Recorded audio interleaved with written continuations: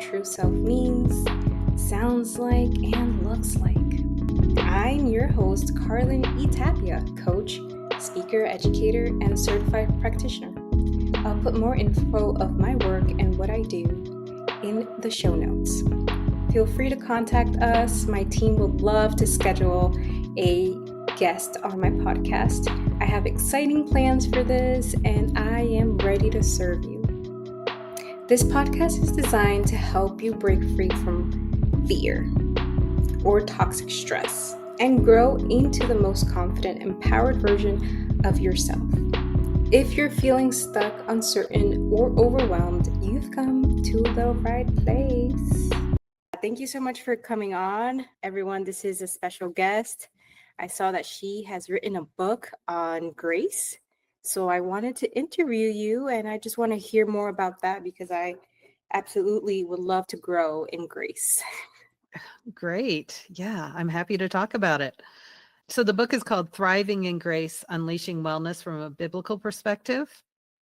And it starts with just some kind of foundational things and then gets into what really is God's grace. Because if you've been in the church for very long, you've probably been told that grace is God's gift that we don't deserve of our salvation. And as I studied just the word grace throughout the Bible, from the Old Testament through Paul's writings, I realized that grace shows up in so many different ways. It's things like God's favor, like when Cyrus, the Persian pagan king who had no respect for Yahweh, for our God, said to the Jewish people, yeah, go back and rebuild the temple to your God.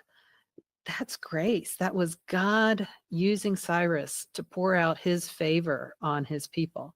And then I've outlined the whole thing in chapter 4 of the book, but it just goes through so much that God's grace, I've came to the conclusion, is actually how he works in the world by his power to overcome impossible things so that he can achieve his purposes for good.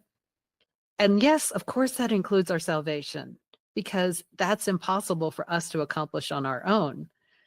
But it's so much more. And so the book shows how you can use grace, tapping into God's grace, and a system or formula that God showed me that's called the grace cycle that's in the book, to get unstuck and find freedom and lasting change in areas of your life where you might have felt like I've been trying and I just can't get through this. But by God's grace and using the grace cycle, we can find real freedom and lasting transformation.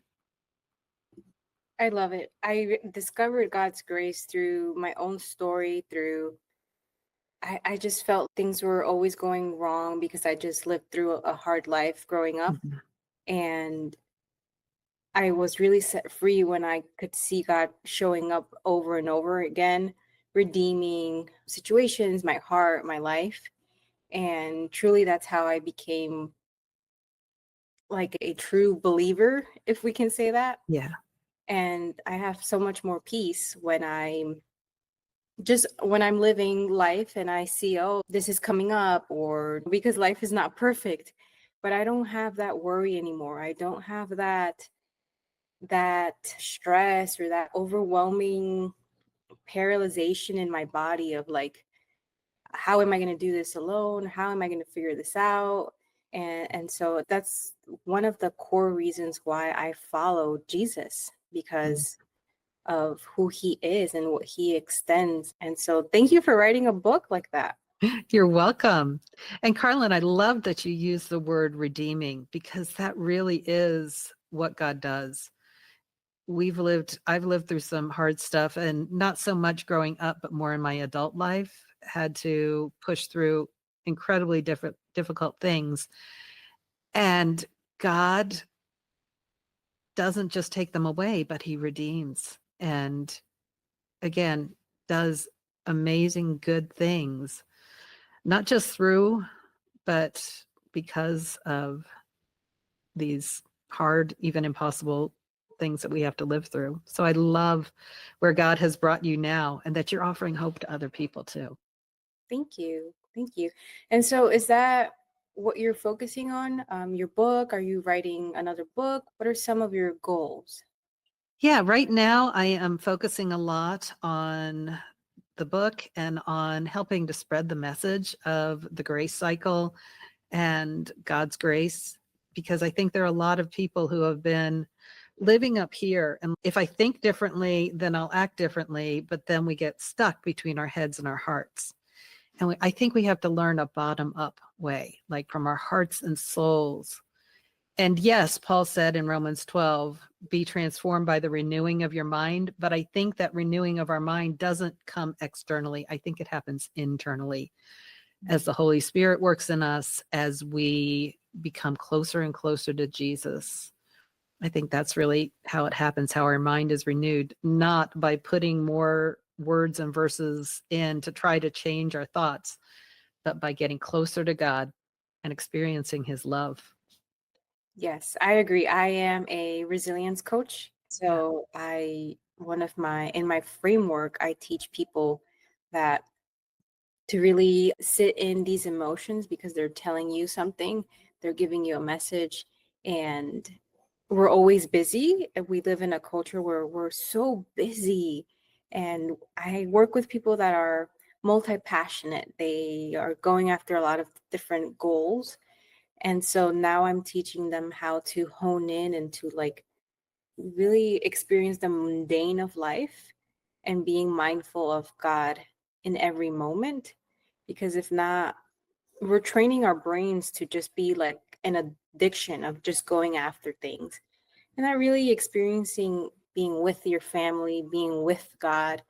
And so that's something that I've worked on as well. And Mhm. so it changed my life to, I'm such an overachiever. I've graduated with a 4.0 in undergrad.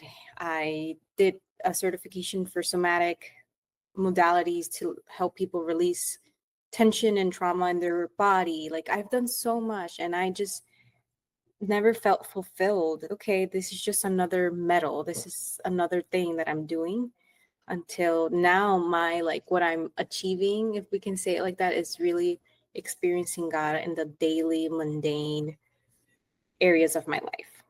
Mhm. That is so helpful. And again, you talked about the emotions, and I actually wrote there's a couple chapters in there about 7 areas of our lives that we can experience growth and wellness in. One of them is emotional wellness.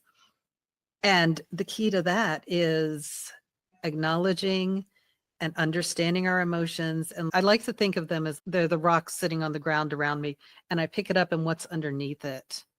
What has brought that emotion up? What can I learn from looking under that emotion that then I can figure out what I'm going to do about it? And it's so easy to let the emotions like get in the driver's seat of my life and pull me along, but I need to take them out of the driver's seat and understand. Brene Brown talks in, have you read her book, Atlas of the Heart? Yes. Yeah. So I love this metaphor that our emotions are like the map that shows us where we are. They don't drive the bus. They show us where we are and they help us understand where we need to be. I love that. I love that. Actually, she's one of my people that I look up to because my background is in social work and Mm, she is a DSW. So she has a doctorate in social work. So yeah. I read a lot of her books. And remind me, where are you located again? I'm in Colorado, outside of Denver. I just lost you. Oh, okay. Oh, okay. Got Now it. I hear you. You're in Colorado. Okay. So Yeah. you're not that far away from me. 9 hours driving. Yeah. Where are you? I'm in Kansas City, Missouri. Oh, okay. Okay. Yeah. We drove out to Kansas City, just the west side of Kansas City, so it's still in Kansas, to get a cat, so from a breeder. So, Oh, okay. Yeah, next time you come by, let me know. We can grab yeah, some coffee. that would be awesome. Yeah. We can do something together related to your book too, a Mhm. workshop. I love getting to know people like this, podcasting, because then I can refer people and I can collaborate. Like I don't have to do everything. I can, like I said, just honing into what I'm good at. And I'm good at speaking, motivational speaking, and producing impact that way. And so I love that you understand that emotions are a real thing. A lot of people in the church, not everyone, haven't wrapped their heads around that yet.